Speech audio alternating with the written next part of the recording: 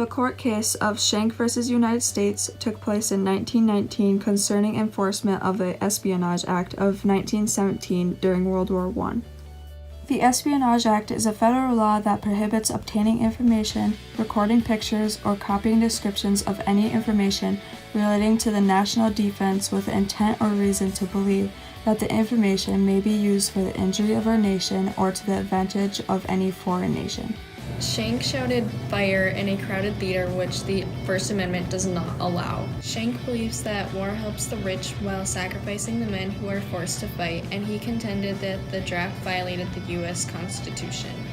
This is a case in which the freedom of speech protection afforded in the United States Constitution, First Amendment, could be restricted if the words spoken or printed represented to society a clear and present danger. Charles T. Schenck was a General Secretary of the United States Socialist Party, which opposed the implementation of a military draft in the country.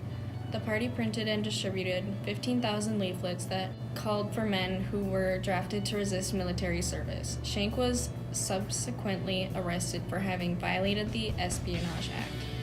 He was convicted on 3 counts and sentenced to 10 years in prison for each count.